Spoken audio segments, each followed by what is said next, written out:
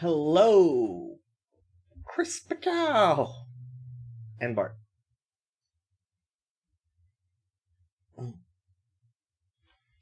This is the pregame show for Father Eric's live stream in an hour and a half.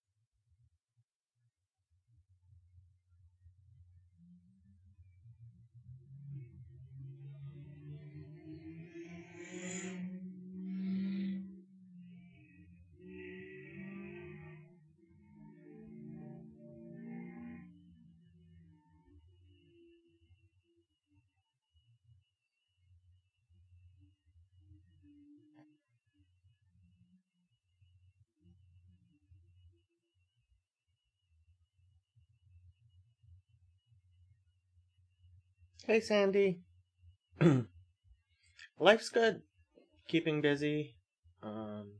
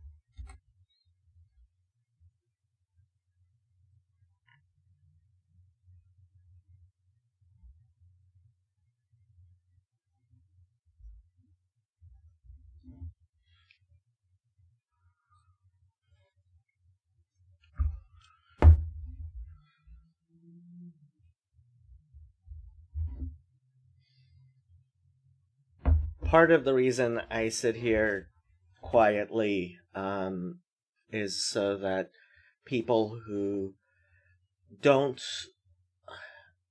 want to impose, people who feel like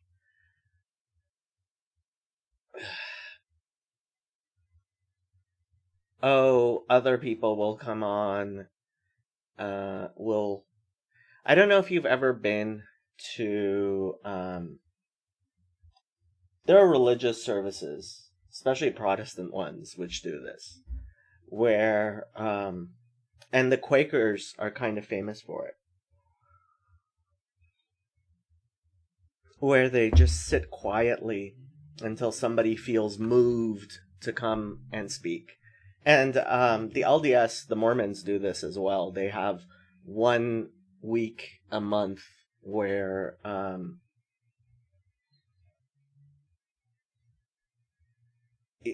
it's like open mic night, and part of the thing is to let people come and share their testimony. And if nobody wants to come up, like, that's fine.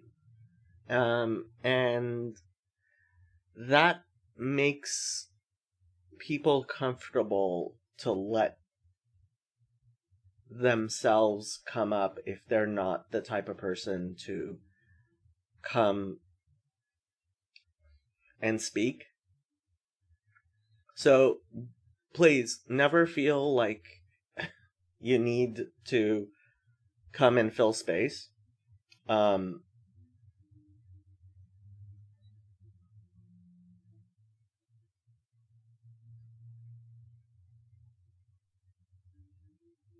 I sit here quietly to let people who might otherwise feel like, maybe I'll let somebody else have a turn or something like that, who want to talk to me, feel comfortable coming up to talk to me. Because let's face it, I'm not a very approachable person.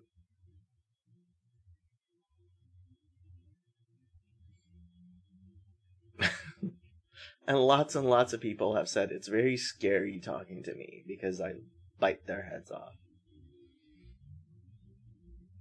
And I try to do it nicely, but yeah, I can be harsh in my speech.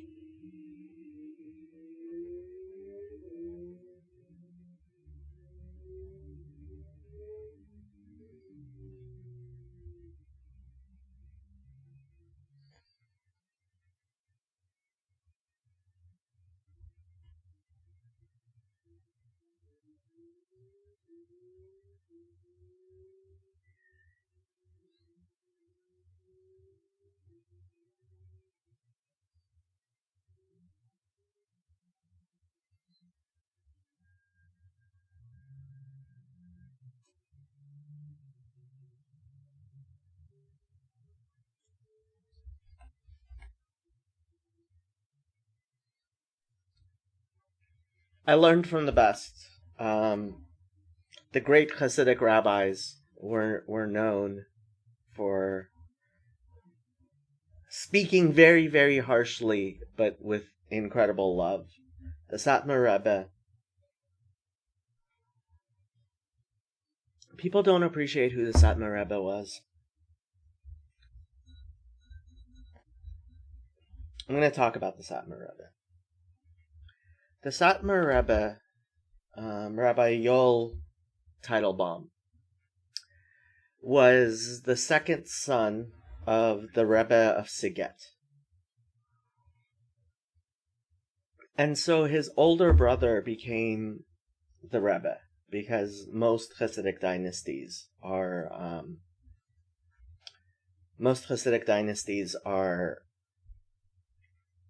really hereditary. They're not exactly hereditary, but they are hereditary. And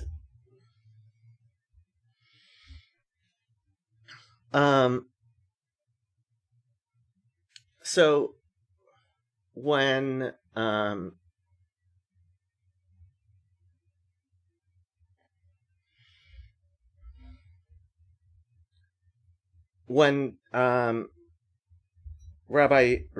the Rebbe Reb Yoelish, people call him, the Satmar Rebbe, came of age, he went to a new city, Satumaru, and I believe that actually is Satumaru is a city in Romania, and I believe the name. What does it mean? Yeah, it's so funny. Like, here, I'll show you guys the Wikipedia article.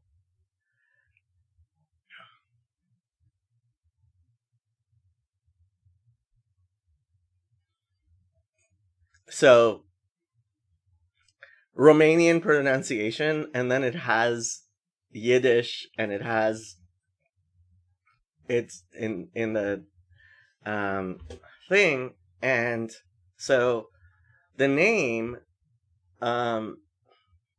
comes from Zotmar, right? Great village. There are people who claim that it comes from St. Mary's, and it doesn't.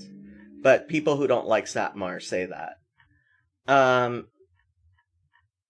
And so he moved to the city, and he started his own Hasidic court just by himself.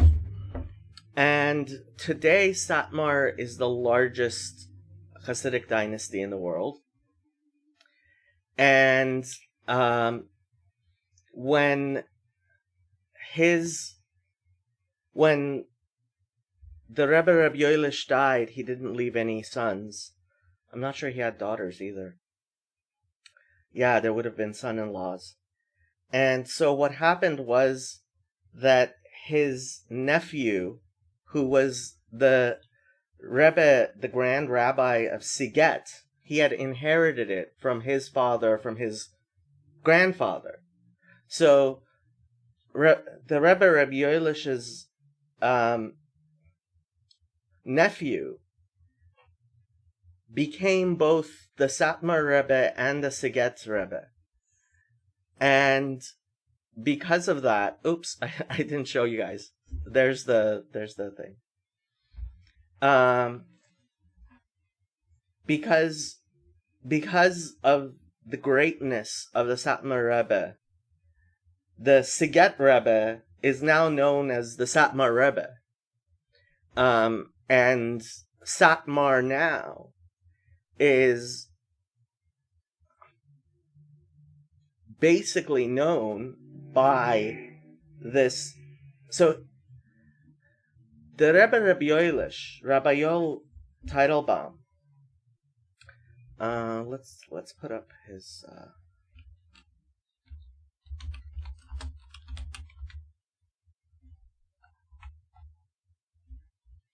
so this is the Rebbe Rabbi Yoelish, and he was born in 1887 and died in 1979. And when did he move to Satmar? 1905.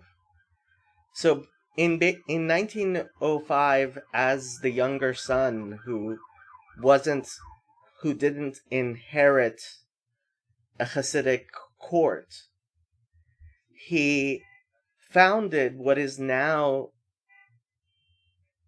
117 years later, the largest Hasidic court in the world, the largest Hasidic dynasty in the world. And the Hasidic court that he did not inherit, that his older brother inherited, he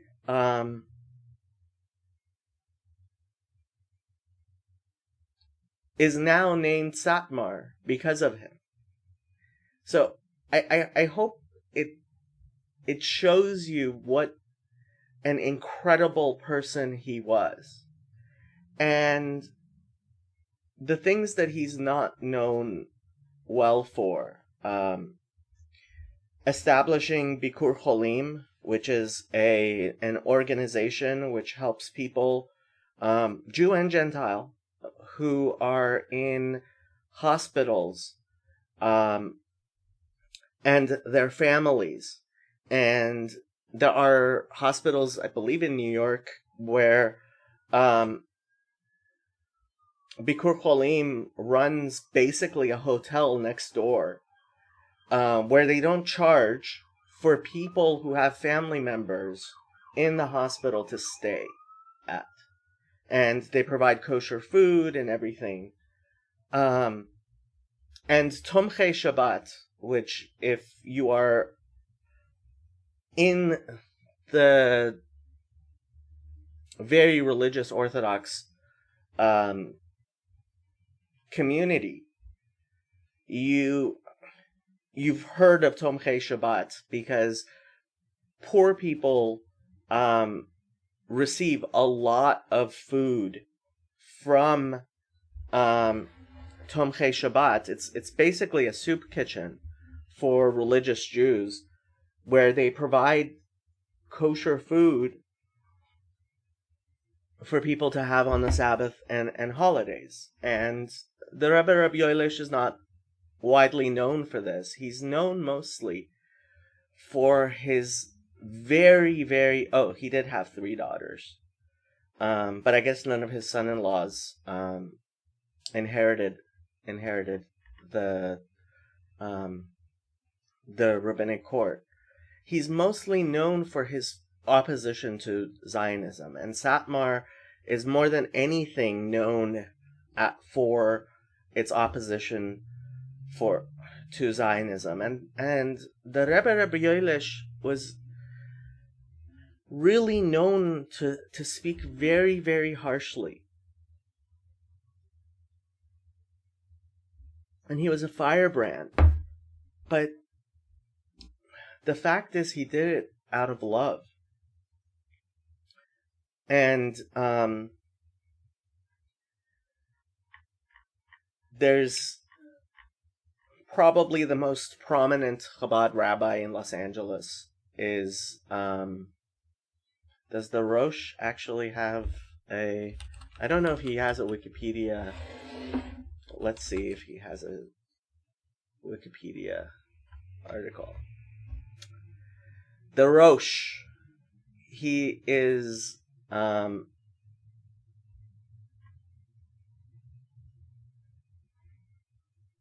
he is the Rosh Yeshiva, the head of basically the high school and junior college level Jewish Chabad school in Los Angeles, Yeshiva Or Elchanan Chabad. And so the title is Rosh Yeshiva, but he's known as the Rosh, as the head, because he's an incredible person. Absolutely incredible person. And I mean, his knowledge of Maimonides, there's nobody as renowned in Chabad circles and really in Los Angeles for his knowledge of Maimonides and the Mishnah Torah like the Rosh. And he's sometimes known as this really harsh person. But he's been incredibly kind to me. And he'll scream at you, but he screams at you in love. I love this man. And so I learned from the best.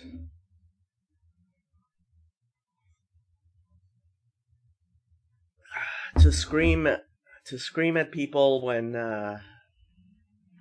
necessary. It's important. It's important, believe it or not. And I mean, look, there are plenty of people who didn't like the Rebbe Rabbi Yoelish, who don't like Satmar, and there are plenty of people who think the Rosh should smile more and scream less. But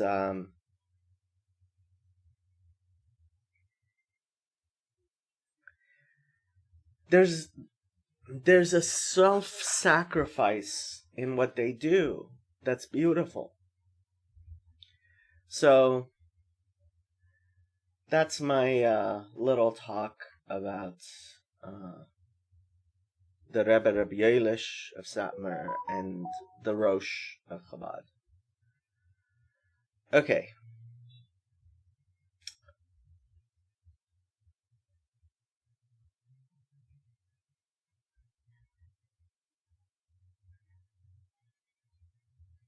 So what are these people talking about?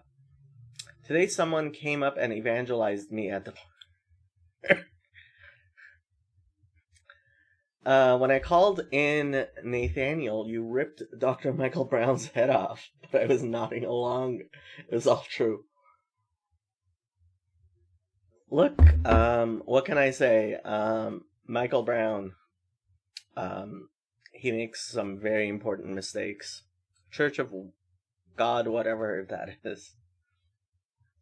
He said that the bride of Christ is the mother God, not the church. Yeah, I was like, mother God, sick, brah.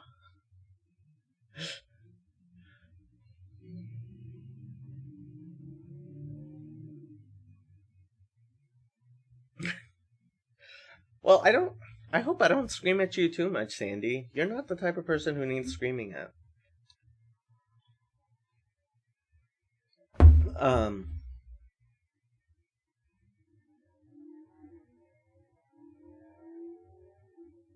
Howdy, dust to dust.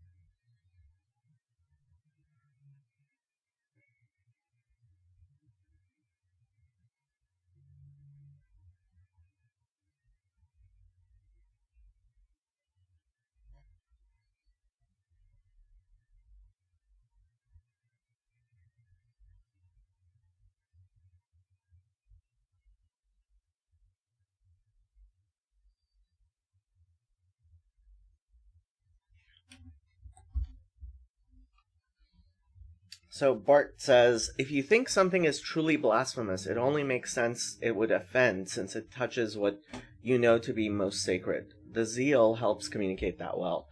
And really, I mean, it has to be for the point of communication. The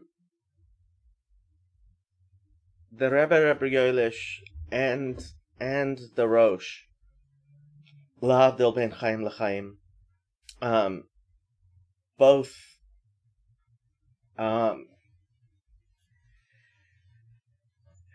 they so the Talmud says Kol HaKoes Nachmanides quotes it in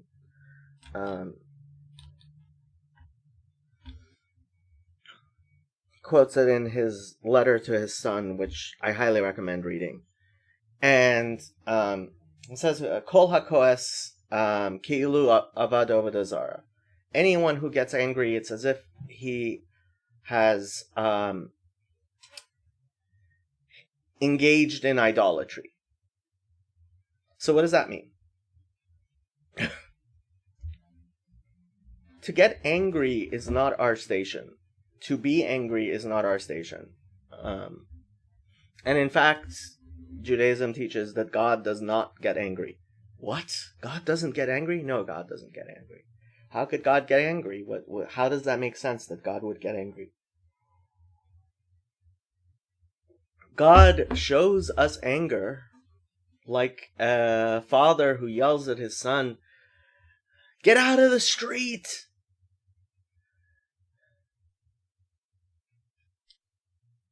He does it out of love. And if that's not why you're screaming, then you're making a big mistake.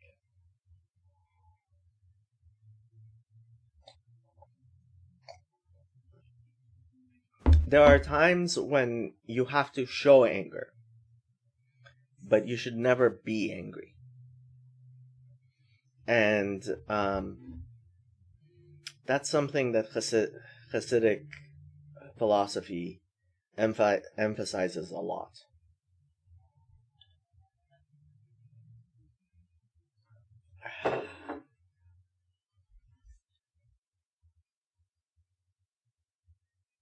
You know what? I think I'm gonna pull up Shar Yechud Ve'emunah.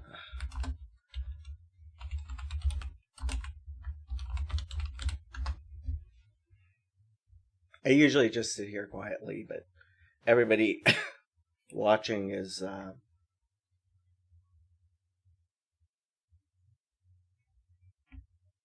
people who've been on before. It seems there aren't that many people watching. If you've never been on before, you should click on the link and come on. Or if you have something you want to talk to me about. But if you don't, I am feeling like some Tanya.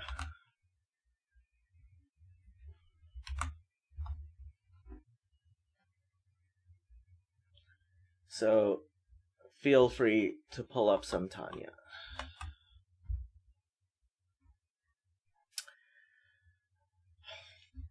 Part 2 of Likutei Amarim, a compilation of teachings. Hanikra B'Shem Chinuch Katan, which he called the education of a child. Milikute Mipi Sfarim Umipi Sofrim, that is taken from books and scribes. Kedushe Elyon Nishmatan Eden, the holiest heavenly saintliness, whose souls are in Eden. That's how they translate it. Meyusad al Parsha Rishona Shel Kriyat Shema, and it's founded on the first part of the Shema.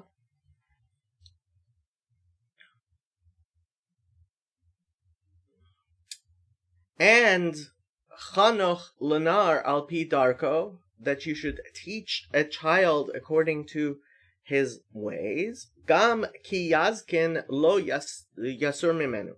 When he gets old, he will not depart from it. Hine midichtiv al pi darko mashma she'ena derech ha'emet la'amito.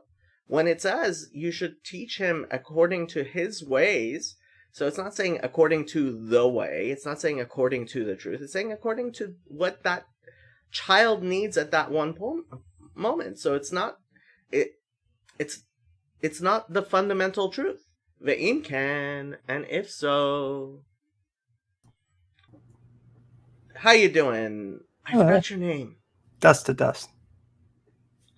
What's your real name? Matthew. Matthew. Yeah. Yes, I don't do this internet BS unless you're one of the people who, for good reason, is actually anonymous. Hmm. Well, I try not to be too anonymous because I figure people are putting themselves out there quite a bit. Yeah. I figure I can be not anonymous so that I should be not anonymous.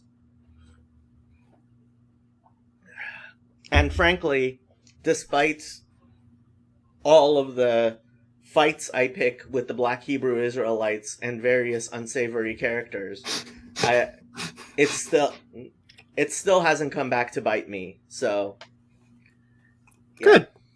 Hmm. So Matthew, what do you want to talk about? Um, I was well, I had like uh, a whole panic thing about an AI, but I'd been discussing with it. What I think we finally came back to was it holographic theory. Um, Holographic theory. I have no idea what that is. it's the idea that the universe is holographic in the sense that dimension or three-dimensional space is kind of an illusion, and things are on a two-dimensional plane or maybe even one. I don't know. Okay, so this isn't simulation theory because simulation theory makes sense to me, but like this stuff makes zero sense to me. It's kind of like simulation theory, but I don't know. And the the idea is taking non-Euclidean geometry in order to measure the generated effects that proceed from this type of um, meta reality that emerges into our terminal reality. That's Okay, what bothers me about this discussion is so if you look at what um, Eric Weinstein calls the tome, which is Sir Roger Penrose's book on basically fundamental physics and fundamental reality. If you cannot read that book, if first of all, if you have not read that book, you should.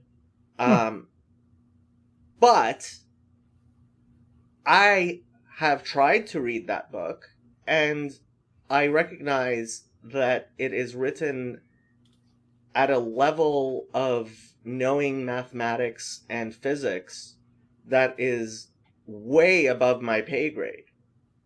And if you cannot engage that book fruitfully, I would say this type of discussion of non-Euclidean geometry, like, unless you actually know enough geometry to be able to talk about, like, actually do non-Euclidean geometry, like actually make calculations and, you know, plot a flight plan, for example, on the great sphere that is the Earth, the way that non-Euclidean geometry is usefully used, then talking about this stuff, it's all just hot takes. No, technically. I mean, most of theories of everything are kind of hot takes. So, I mean, Well, okay, see, that's bad. No. Like, I don't think, for example, Garrett Lacey or Eric Weinstein's theories of everything are like hot takes and quackery. Both of these guys actually know their math, actually know what they're talking about, and so I got into a little Twitter tiff today with Adam Friended. Do you know who that is? no. He's one of the bigger micro celebrities in this little corner of the internet. And he was engaging with Paul Vanderklay and Jordan Peterson a few years ago. I really haven't kept up too much with him, but really smart guy, an artist. He actually lives in Los Angeles, even though I've never met him. He has a show where they do really long live streams. Him and Sitch, PSA Sitch. I don't know if you know PSA Sitch, but there are people who I think rose to prominence a little bit through Gamergate. So they're old school internet. They're old school internet people. Like Mr. Metokur? Right? Don't know that person. But, oh dear. But I'm sure, for example, Adam knows Carl Benjamin, Sargon of Akkad and stuff, right? And Adam is a very smart guy. And actually, so is Sitch. But I stopped watching their channel because Sitch would give these absolutely idiotic hot takes on politics. And it was even more like something I found grating because it was an intelligent person giving intelligent hot takes for the level of public education we have in our discussions of certain things. And today, Adam was talking about something in economics, and he was oversimplifying in ways that was like, no, this is just plain wrong. For people who actually know anything about economics, he was saying that if we get rid of the national debt, the monetary supply would dwindle to zero, which is obviously wrong. But I understood both why he was making that argument and like what people would misunderstand of that argument, which is that it actually would dwindle to zero. And on Twitter, I called him on it, and I realized, oh, he actually thinks that if we were to get rid of the national debt, like, the monetary supply would go down to zero, which is like an incredible fundamental mistake. Like, this is beginning economics. Like, that's just plain wrong in ways that he should know better. And I was wondering why Adam would be talking about something that he was so out of his depths that he would do that. But so I started engaging with him, and ultimately, like, I might be going on his stream, or he might be coming on my stream to actually talk about it, because we got into a little conversation, and, you know, I was very clear. Hey, I'm on the A team. I love Adam Prendit, right? I'm actually a fan. And so I decided to go look up his recent stuff, right? And he has a stream with Econoboy. I have no idea who Econoboy is. Where he's talking about, like, MMT, actual modern monetary theory, right? And it's like, hold up. He's discussing, like, really intelligent and important stuff about economics. At the same time, he thought that if the national debt goes down to zero, we would not have any money, right? And it's like, what's going on here?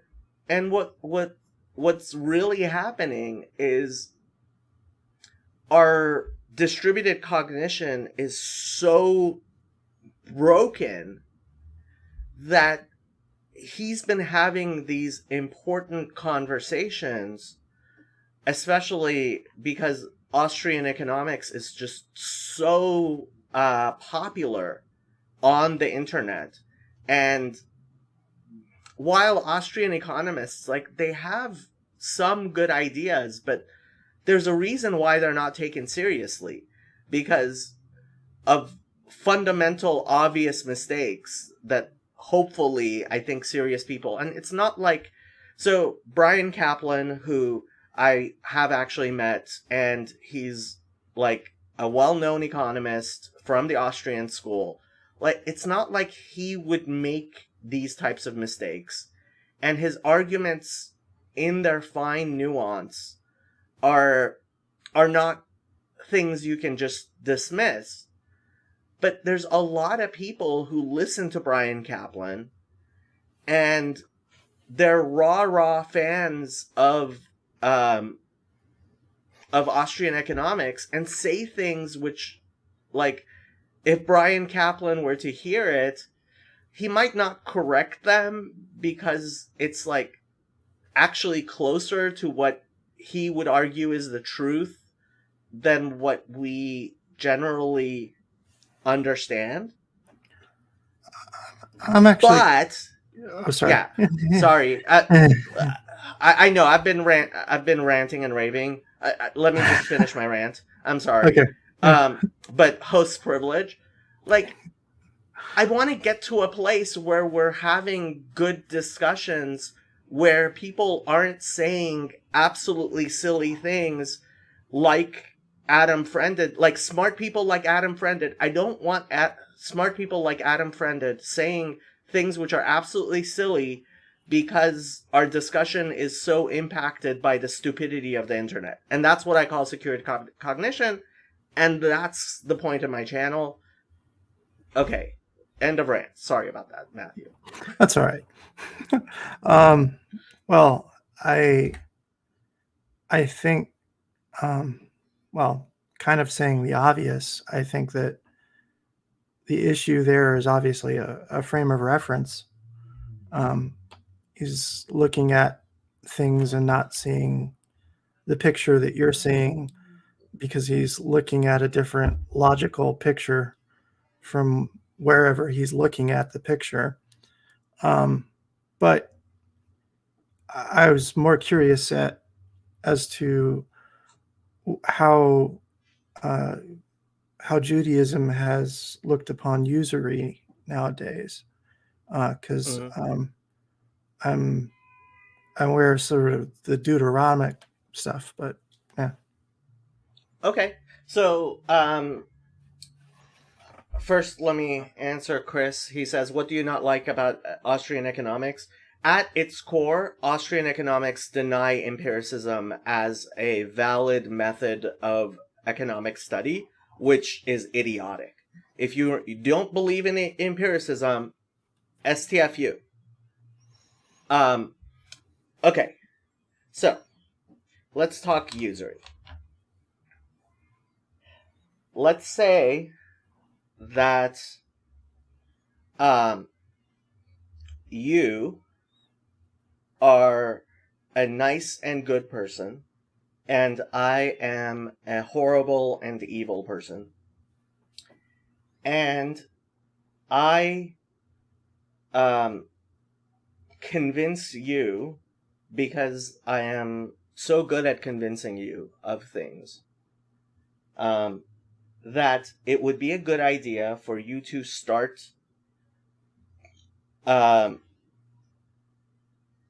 driving cars on my platform, which I have a platform, and you should borrow money from me in order to borrow a car from me in order to start driving taxi cabs for my business. And in the end, you end up not only working for me for free, but because of interest and all of my tricks, you end up owing me money after you've worked for me and earned nothing. Sounds like the government. Sorry. It's actually what Uber's business model basically has been for a large number of people. So this actually happens. And it happens a lot. And usury, which the Bible is very much against, is that type of behavior, which is horrible and should never happen. Okay? And people who lend on credit, predatory lending is something real. It actually happens. It happens today. And it's far more complex than most people actually understand. It creates bubbles, economic bubbles. And Oh, it creates all kinds of problems. Frankly, for me, the least of it is that it is actually a form of like enslavement of people, right? People don't understand compound interest. Compound interest is incredibly powerful, and it's very easy to get people to into horrible situations through usury. Okay, so that's understood, and that's something which Judaism takes incredibly seriously as a biblical value. Okay? Now, let's talk about the other end of the spectrum. I know a guy who is, let's say you are a very skilled tradesman. Okay? okay. But you don't have the money to buy tools to make furniture. Right? And you could make beautiful furniture if you had the wood, if you had the tools, but you simply don't have that capital. You go to the bank and you get a loan. Yeah. Well, let's leave the bank alone for a thing. And let's say that you're actually a poor person, right? And I have money that if I was charitable, I could in fact give to you. And maybe I should give to you. But you also have your pride, which is important, which is you don't want to take anything from anybody else. And Judaism very sincerely believes that the highest form of charity is enabling someone to do for themselves. So I come and I say to you, hey, you know what? Tell you what, let's go into business. I'll buy the tools, I'll buy the wood. You make it. We'll sell the furniture you make, and you'll be better off, I'll be better off. Right? This is the highest form of charity as far as Judaism is concerned. Okay? Now,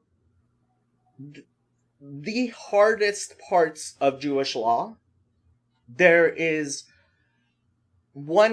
so there are 60 tractates of the Talmud. There's one tractate which is split into 3. They're called Baba Kama, Baba Metzia, and Baba Batra, which means the first gate, the second gate, and the third gate. First gate, middle gate, last gate. That's what they mean. And they are considered 3 of the hardest, 3 of the most difficult tractates of the Talmud to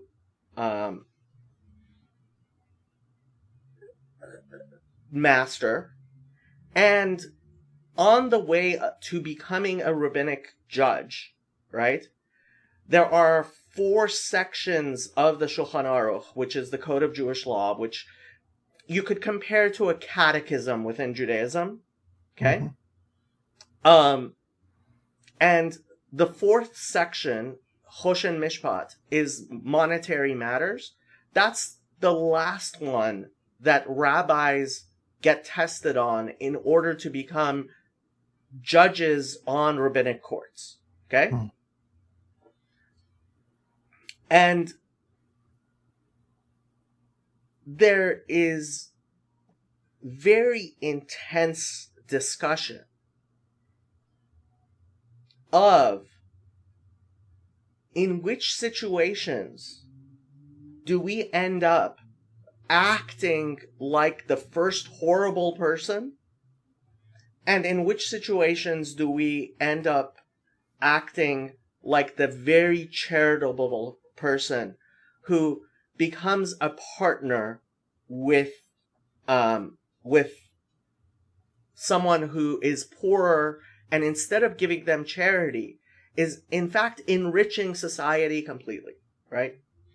And there is a concept with Hillel, which Hillel the Elder, and this is before the time of Jesus, came up, called a prose bowl. And I won't go into all the details because it is incredibly complex. But basically, what their idea of lending at interest in Judaism is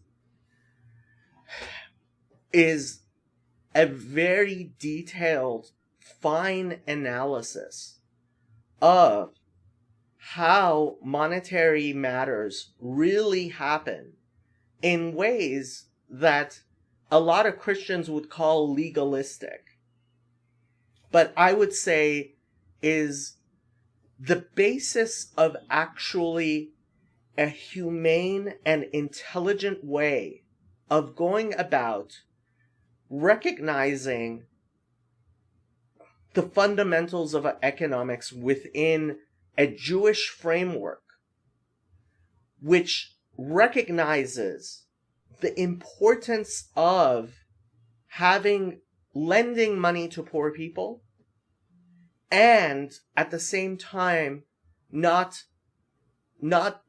biting them, and neshech, like that's one of the ways usury is referred to in Judaism, is a bite, right? Biting into people.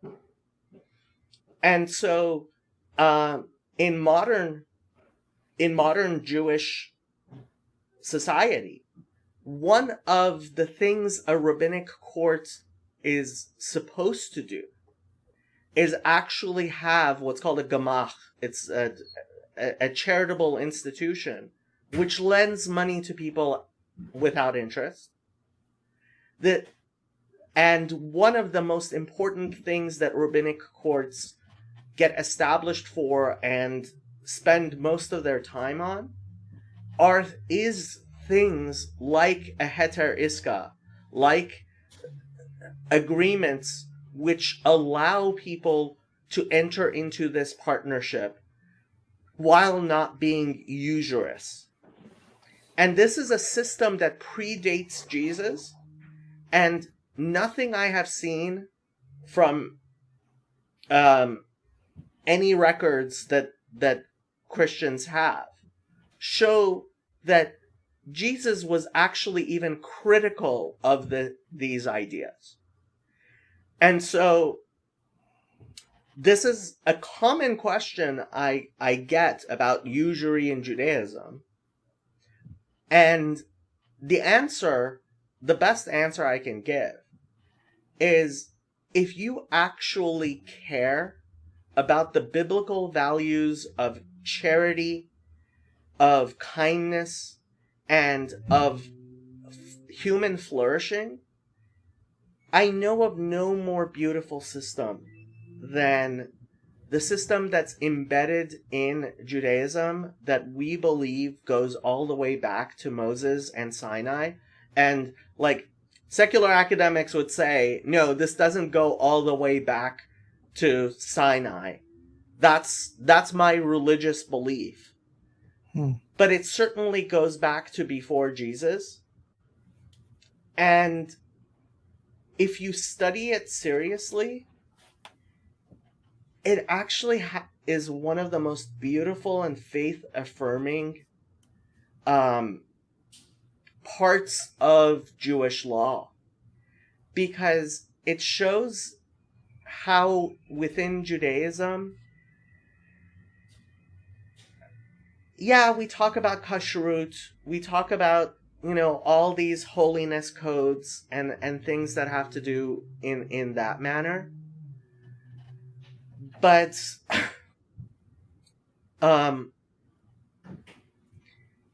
when it really gets down to what is the most important part of Jewish law and Talmudics, and what the rabbis spend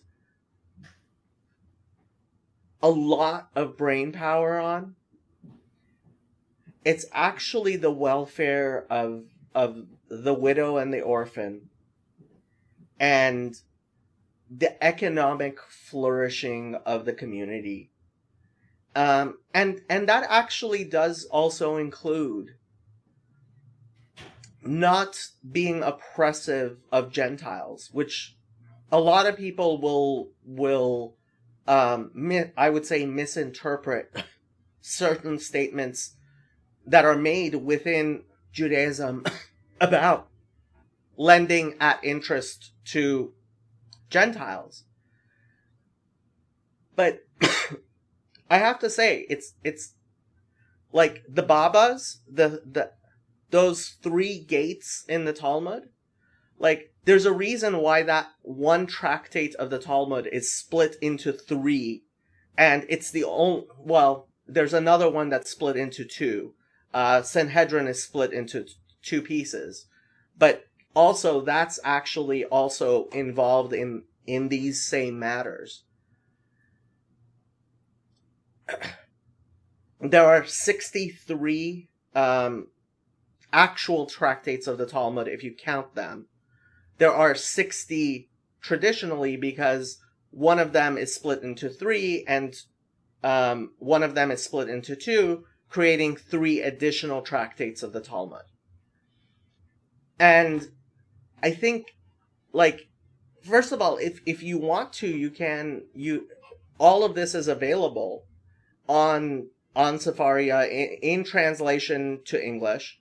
Choshen Mishpat, which is the section of the Code of Jewish Law, I'm not aware that there's a good translation of it into English, but it is something that actually a lot of Christian canon lawyers and, in fact, British law, so the person, I'm forgetting his name, who established British common law, actually spent a lot of time studying rabbinic financial law. And I think if you look at it genuinely, the fact that the financial markets in London have been a source of blessing throughout the world, and they really have been. If you look into economics, you will see that the British economic system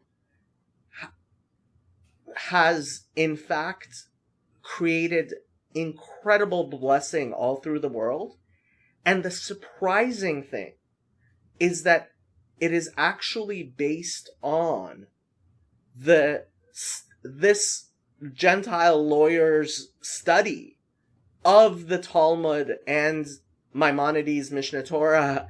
And I don't know if he also studied the Code of Jewish Law, but it's possible. It's actually it's possible. I don't know that. I know he studied the Mishnah Torah, and I know he studied the Talmud. And honestly, it's one of the most faith-affirming things for me to see that a system that's 2,000 years old of economics is just so beautifully consonant, both with being a humane and kind person and with financial flourishing of humanity. You would think that whatever system the rabbis came up with 2,000 years ago wouldn't make a lot of sense these days. And frankly, if the rabbis had come up with it, I would agree. But I believe, that these are the teachings which go all the way back to Moses on Mount Sinai. And I believe they are holy revelation. And frankly, I think if you give them serious study, it's beautiful. That's it definitely makes I'd prefer that type of practice to what I've been seeing in normal economics for a long period of time. So Well, it's either laissez-faire or bourgeoisie. or yeah, I mean, and this is part of the problem. It's actually what I want to talk to Adam about. The fact is that macroeconomics is BS. It's really BS. Paul Krugman won the Nobel Prize in economics, and he writes articles in the New York Times on a regular basis where he makes arguments which are clearly making mistakes, which he received the Nobel Prize for showing were mistakes. So he's just plain lying. Paul Krugman, like, if there's one public intellectual that I could give a name to God and this person would stop lying through his teeth the way that he does and be exposed for the fraud that he is, definitely Paul Krugman's up on my list. Robert Reich is another one. Okay? Because economics is incredibly important, what has happened, especially through Marxism, but also through the Austrian school, has been this theologizing perversion of macroeconomics through politics, power games, and all kinds of horrible perversions of economics. Oh my God, yes. Basic Economics by Thomas Sowell. Everybody should read that. It is available on YouTube for free. I've got that. Yeah. It's the audiobook is available for free on YouTube. I highly recommend it. Thomas Sowell is one of the people who speaks very intelligently about economics, as does Eric Weinstein, as Mark Blythe, I would say, speaks intelligently. A lot of people, especially on the right, will not like him. He's very definitely on the left, but he speaks intelligently on economics. I can't recommend Nassim Taleb because he's just lazy, but he certainly has formulated ideas which are important that other people bring up. But the study of economics is incredibly important. And the fact that our discussion of economics, so in Los Angeles, there was an IDW meetup. And I invited Eric Weinstein to show up, and he actually did. And he bought me a beer, so I will eternally be grateful for and consider him a friend because of that, despite the fact we barely ever talk anymore. But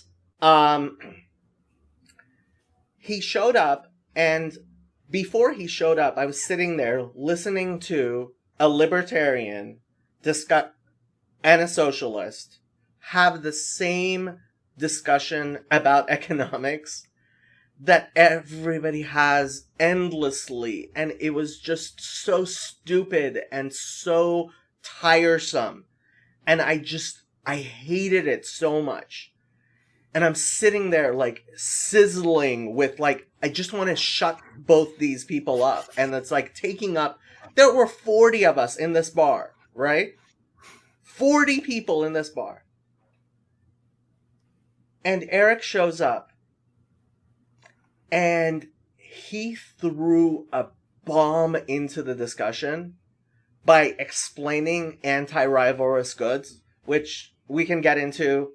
It's really important. I had never heard of them before. Barely anybody talks about it. And absolutely demolished the conversation. And he said, why are we talking about 19th century economic ideas? Like, why are we endlessly discussing stupid 19th century economic ideas? Yeah. And he's absolutely right. We should be talking about anti-rivalrous goods. But nobody talks about anti-rivalrous goods. Instead, we ceaselessly discuss Marx, who, like, Capital, like, his book, it's worthless. It's stupid. It's absolutely worthless. No intelligent human being should ever read that book. But the schools maybe a librarian. Alive, yeah. But there are people who are keeping it. Let me answer Fawad his question. How do you guys understand the term Spirit of God? Ruach Elohim, does that mean you guys believe God has a physical form as a spirit? Are there any specific verses in the Old Testament, the Hebrew Bible, referring to God as a spirit explicitly? I couldn't find any, but I have seen the reference to Spirit of God. Yes, there are in fact, so there are many places where God is represented in the Jewish Bible in various ways. Most famously, for example, it says that he was, it says the Spirit of God, Genesis 1, was hovering over the waters, right? And, Ruach Elohim merachefet al pnei tehom. There are many other places in which similar things are said, including it talks about God walking in the afternoon winds, right? Whatever that means. And this is where I would say one of the things which I believe is that the reason God created both Christianity and Islam is because the synthesis of the two shows why Judaism is actually true, because those mistakes which Islam makes and which Christianity makes ultimately will synthesize in a Jewish understanding, which I believe is true. And so the idea of the Trinity is a problem, and it's shituf, and it is a misunderstanding of the nature of God. But the Muslim understanding that some people would refer to as monism is, I can't say similarly mistaken, because it does not fall into idolatry and polytheism the way Christianity does. But at the same time, it makes it very, very difficult for people to truly relate to God in his essential nature, and causes problems, including, for example, the Salafi belief that God has an actual hand, God forbid, and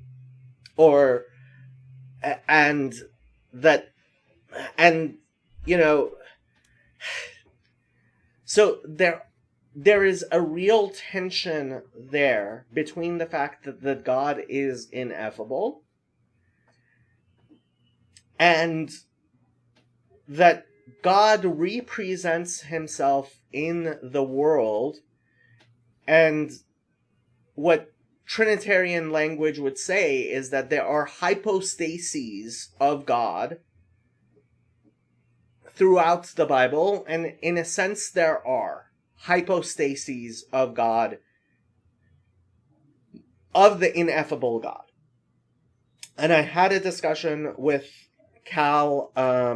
I would have more discussions with Cal, but for some reason God saw it fit to make it so that both of us have sleeping disorders with our circadian rhythms. And so, like, I just cannot function at those hours where Cal is most functional, and he can't function in those hours of the day that I am most functional. And we're like polar opposites in this way. So that's why we don't talk enough. I would love to talk to Cal more. But when we had this discussion, one of the things we talked about at length was the self-referential nature of the Tetragrammaton and the ineffable in Judaism, right? So I write G-D. I don't write G-O-D. I write G-D. Now, obviously, that's how I spell God.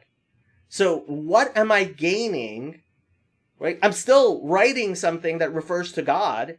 And so the word God also, so what exactly, why does it make sense for me to write G-D as opposed to write G-O-D?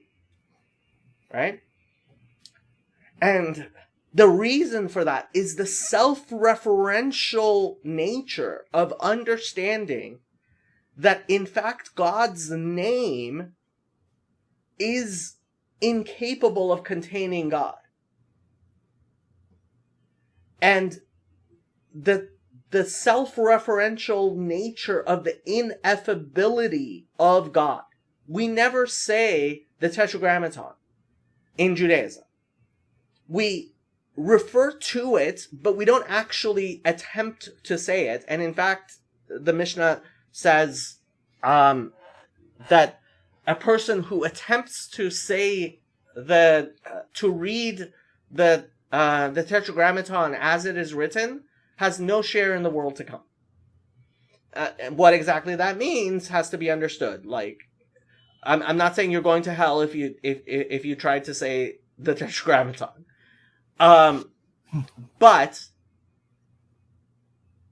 there is a self-referential understanding in Judaism that it is miraculous that God has revealed himself to us in any way, that there are revelations of God in the world that can be called representations of God. And in fact, we as human beings, and this is the background to my that you see behind me, is that we are made in the image of God. And in fact, even the letters which make up the Tetragrammaton in a form exhibit the human form. And so at our best, we can in fact represent God in the world. And in fact, there are several places in the Hebrew Bible where human beings are called God. The term Elohim refers to human beings. And that's an astonishing thing to a Muslim. And Christians have misunderstood that in a way that has become completely idolatrous. But for me, again, that is a faith-reaffirming thing, in that God has created Christianity and Islam to guide the world towards Judaism, and those things which are hardest to understand. I often say Christianity is Judaism viewed through a glass darkly. And I believe the same is true of Islam as well, that it is Judaism viewed through a glass darkly. That it is, in fact, a beginner version of Judaism for people who are coming in out of the darkness of actual idolatry and paganism. So that once they enter into Christianity and Islam, and they ultimately, with the coming of the Messiah, and this is not something I came up with myself, this is actually something that Maimonides wrote almost 1,000 years ago. With the coming of the Messiah, it will become clear to Muslims and Christians that how they were mistaken, and how God in his grace has allowed them these mistakes to bring them closer to himself, closer to the truth which they could not accept, which is Judaism. I have to say we have a hard stop at 5:30 because Father, why am I forgetting Father Eric? Father Eric Seitz, he has his Sunday night at 5:30. I might drop in there for a few minutes, but I actually have something else myself at 6. But this is the pre-game show for Father Eric's, and at 5:30, everybody should go over to his channel. If you're not subscribed to Father Eric Seitz, you should be. I should actually get you guys a link. Yeah, what did you want to say, Matthew? Well, I was just going to ask about a different thing. You mentioned idolatry, but that's like a whole rabbit hole, so I'm not going to mention that right now. Yeah, the idolatry problem has been something that I've dealt with personally, doing, because I would like view people as idolatry, and I would have like this gradation of idolatry, and I don't know. I went a little too legalistic myself for a Christian. For a Christian, maybe. In Judaism, we have all kinds of gradations of what is idolatrous and what is not. And okay, so I'll tell one more. Well, let me catch up. Was there any been curious about God in the Hebrew Bible is present as spirit in visible forms? Does that mean the concern around Christianity's Trinity is a human form, or what? Yeah, I mean there is a serious. What does Judaism disagree with the most about Jesus? I would say that he is monogenes, and Father Stephen DeYoung has this idea that actually the term monogenes is a translation of the Hebrew term yechidi, and so it's misunderstood by most Christians. But or monogenes, but the idea of God, of Jesus being God's only begotten Son, it's Christians, I would say, very clearly have an idolatrous view of Jesus, that it does not conform with the Jewish idea of a saintly person representing God in his life.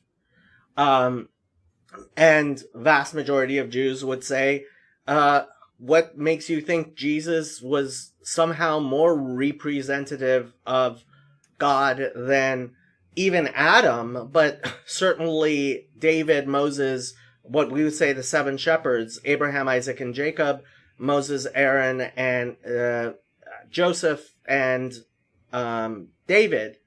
Like, we would certainly say that they were, in fact, representations of God in the world, in ways that I personally also don't think Jesus was either. But saying that Jesus was a saintly person is not really the fight. This is part of the discussion that we're having with um, that I am having with Father Stephen DeYoung, and I have to say it's very interesting that his conceptions of Christianity present a Christianity which is far, far, far closer to Judaism than anything the vast majority of Christians believe, including, I would say, even Eastern Orthodox bishops and stuff. Father Stephen says he does not receive pushback from other he doesn't receive pushback. As far as I'm concerned, he's Judaizing because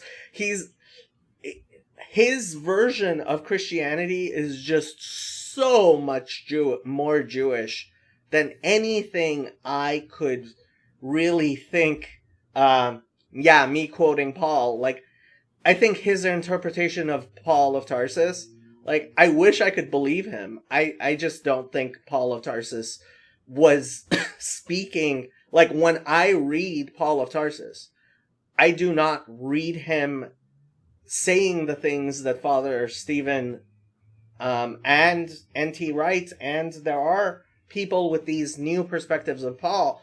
I would love to see them actually convince the rest of the Christian world, because frankly, if the world's like 2 billion Christians believed in Christianity, in a Christianity which is similar to Father Stephen's, like, I could very well argue before a rabbinic court. I'm not saying the rabbinic courts would necessarily agree with me that their religion is like completely kosher for Gentiles. Like, it's like a Jewish religion. Through a Glass Darkly is a Paul quote, I think. Yes, that and that's why I make it. But frankly, most Christians read it completely differently. I'm going to head out for you. All right. It was nice talking to you. Thank you. Nice. Thanks for coming on, Matthew. Awesome. Okay, you guys have me for 10 more minutes.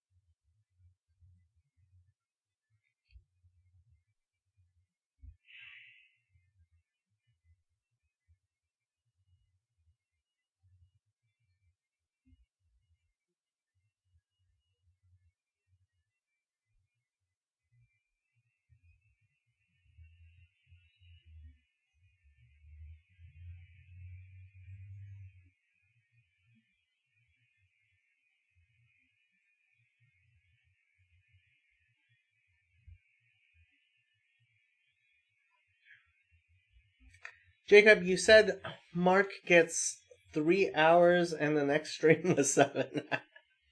But it was great. Did you listen? I listened to parts of it. Yeah, Mark doesn't like playing by the rules, and frankly, when I said 3 hours, like, I don't even mind if he does a 7-hour stream. But the reason I had to restrict him is because I knew he would just completely take over my channel. That's the type of guy he is.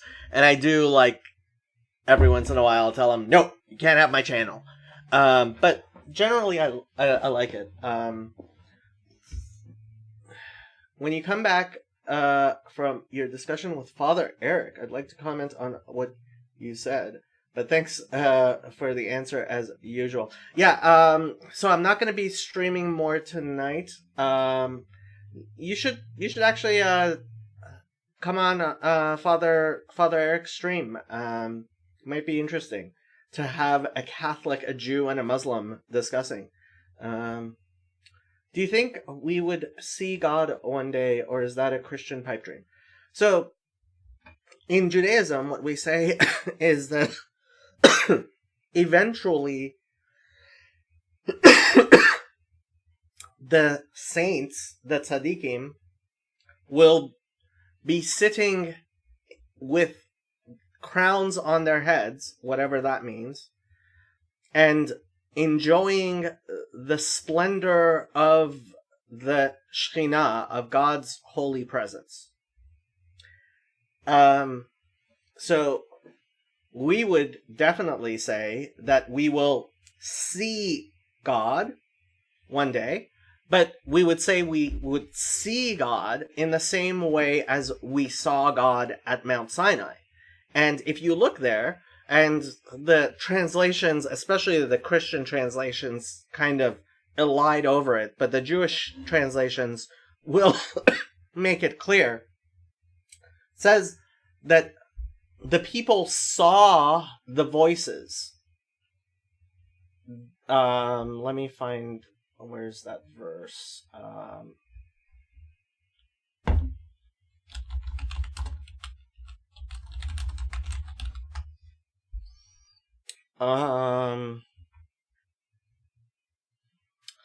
Exodus 20:15.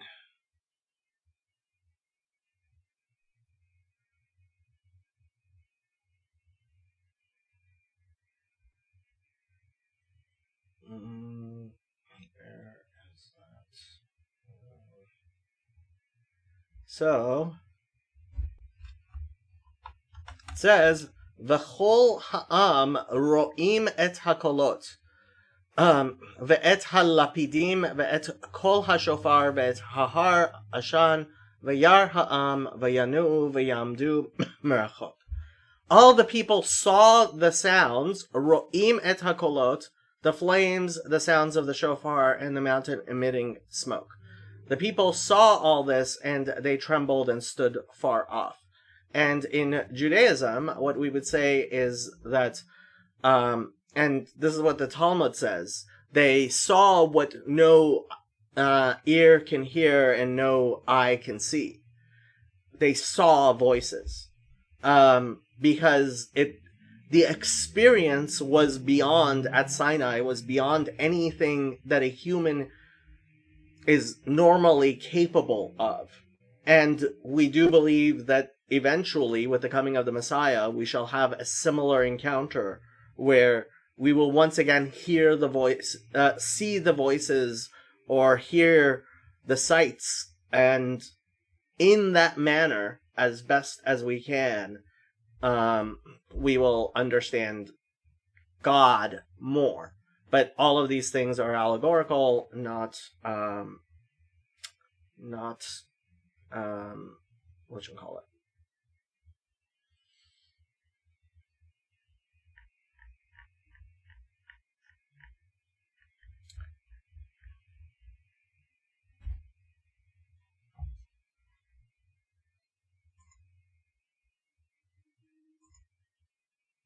Okay, I have changed the pinned message to Father Eric's